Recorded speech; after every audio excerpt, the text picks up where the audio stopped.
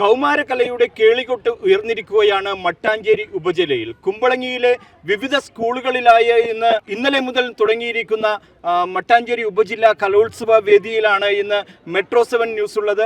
Metro 7 news ഇന്നിവിടെ media room തുറന്നിരിക്കുകയാണ്. Media റൂമിൽ നമ്മുടെ കുട്ടികൾ, അവരുടെ ഒന്നാം സമ്മാനങ്ങൾ ലഭിച്ച കുട്ടികൾ ആവേശത്തോടുകൂടെ എത്തിച്ചേർന്നിരിക്കുകയാണ്. ഇപ്പോൾ ഹയർ സെക്കൻഡറി വിഭാഗത്തിൽ ഒന്നാം സമ്മാനം ലഭിച്ച മൈമിന് ഒന്നാം സമ്മാനം ലഭിച്ച ടീം മെട്രോ 7 ന്യൂസിന്റെ മീഡിയ റൂമിലുണ്ട്.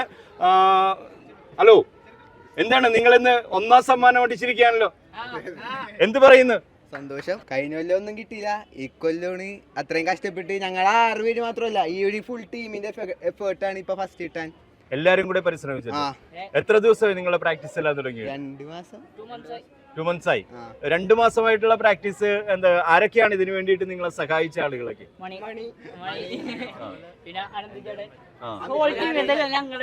നിങ്ങളുടെ ടീം എല്ലാരും കൂടെ.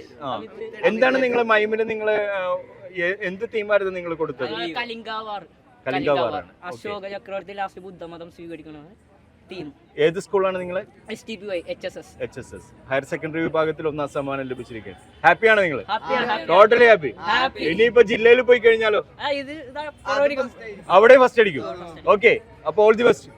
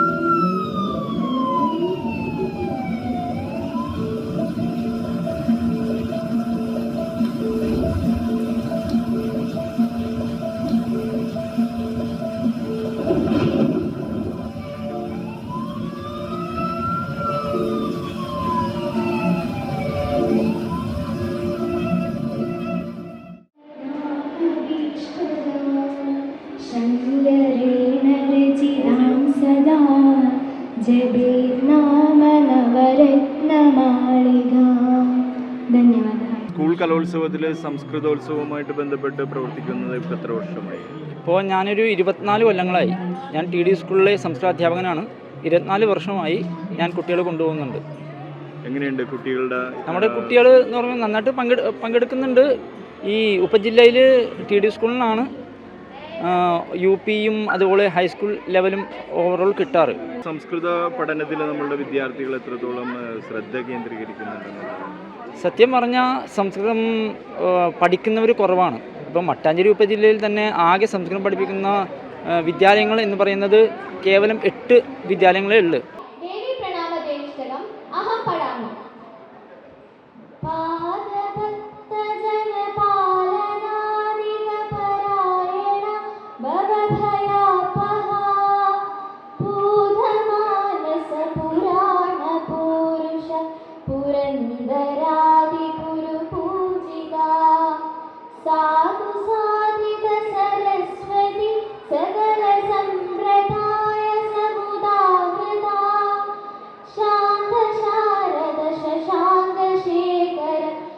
शिवा शिवा शिवमुनीयता नील नीरगनिवानिशागर निघाष्य निर्मल निजानना लोल लोचन ललाम शोभित ललाडला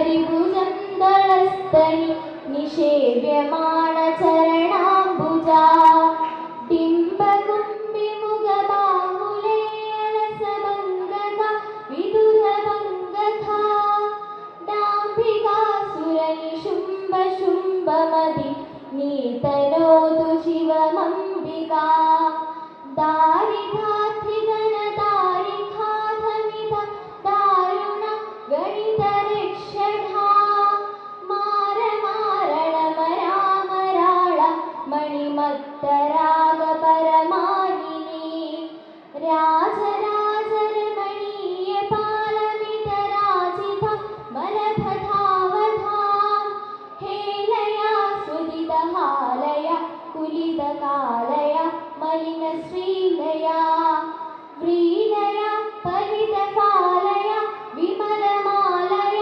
സമരവേലയാ സ്ഥൂലയാ വപുഷിപാലയ കുശലമൂലയ ജലദകാലയാ പാലയേതി പരിപാലയേതി പരിപാലയേതി ജപമാലയാ രാമയാ വിമദവാമയ ശമിതകാമയാതിപവിതാരയാ.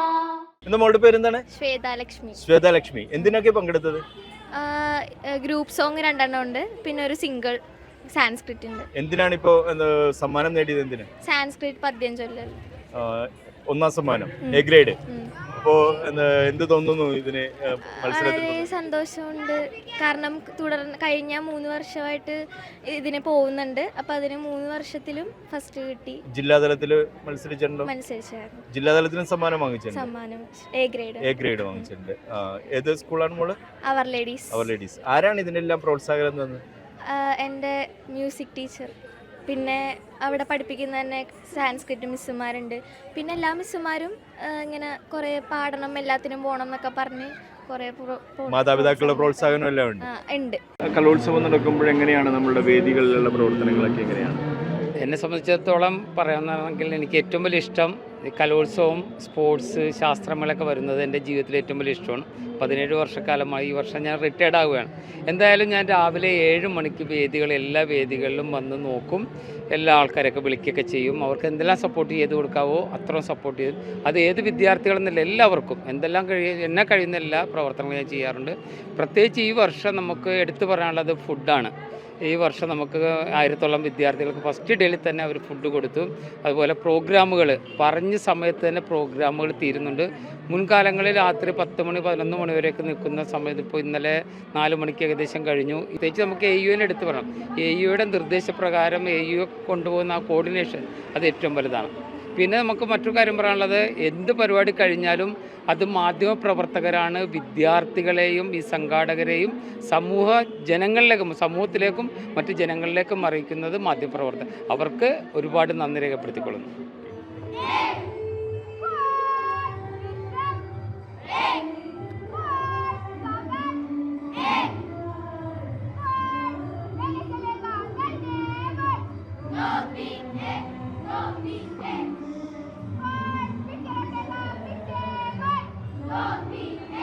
Don't be